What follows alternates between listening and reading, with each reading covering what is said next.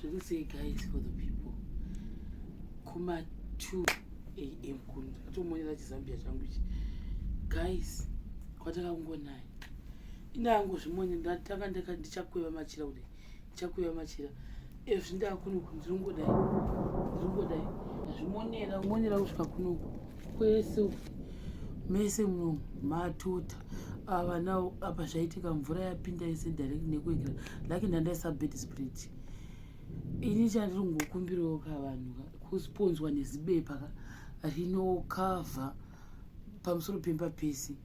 because as long as mvura ichitongonaya usiku wanhasi ndotobata ndakagara kudai hakuna mumwe pandingaenda ndamboti ichati dododoko iri kungoramba ichitevera ipo papasera apa panyorovapa kwese kwanyorova ndakambisa chigaba hazvitomboshandi so I think chinda ndikutongoriquesta kune vanhu vanoda kundibatsiro wangu zibepa maybe tikakwanisa kuwana zibepa rai reblack dai takwanisa kuwana mazitende akaita seaya eblue aya ndaimbo ndisakuona batanya aya nasekuru bheni agona kutibatsira because taingori ti 1 agona nguya ari 4 tikamaona iwo ari 4 zvinogona kutibatsira because rikarohwa kuti da masides ese anaya especially kunovatako vanhu mamwe masides osara akadero zviri nani vedue 2 o'clock ndikubva natikorufu ndakangogara ndakadai hamunozviona imvura yese nenza ndivaratidze ndipe yese iri pasi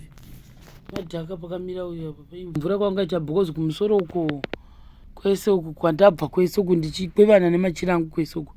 imvura apa ndikuzi ndazama mbotora hembe kumbovharapo kuti pamwe zvingaita uyo atizawo panhu pakaita pane kangu kakaita kaseko pakanyorova papo imvura yanga ichitiza iyoyo uyo anga akavata kudhoko watizawo mvura kuchandinochema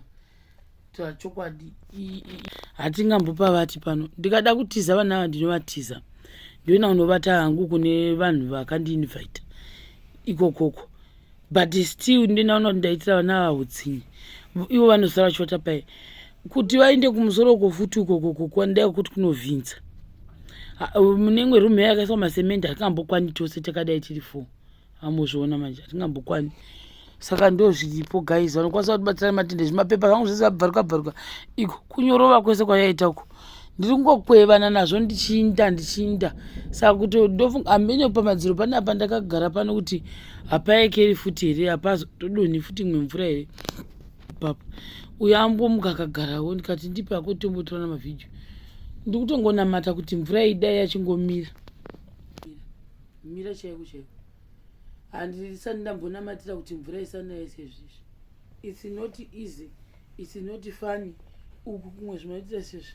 zvanyorova ndiri kungokwevana nazvo guys kurova kuti kana yamira kunaya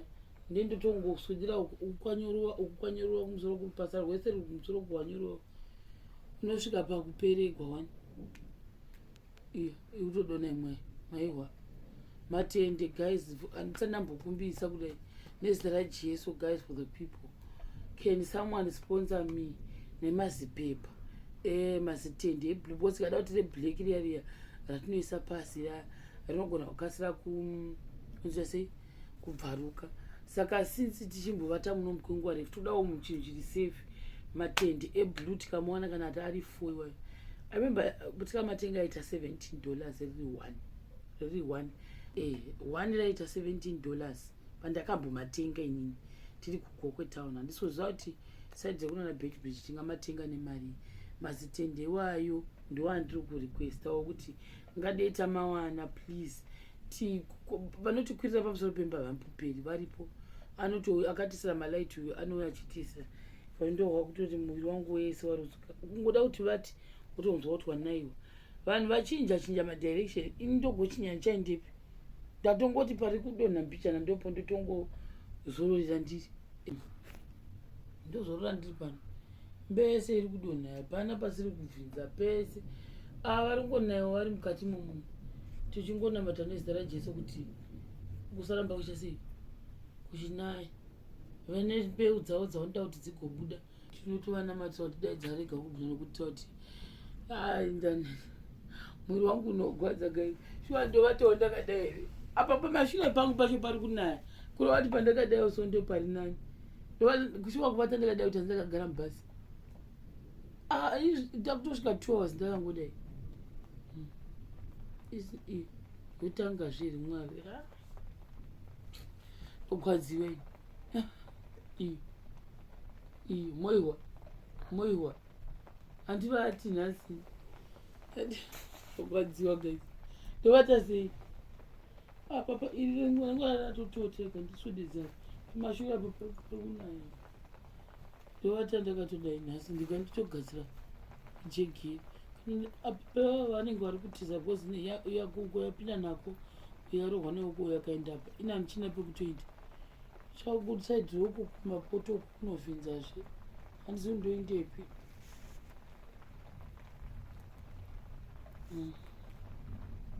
ndini hangu vanhu vezimbabwe nini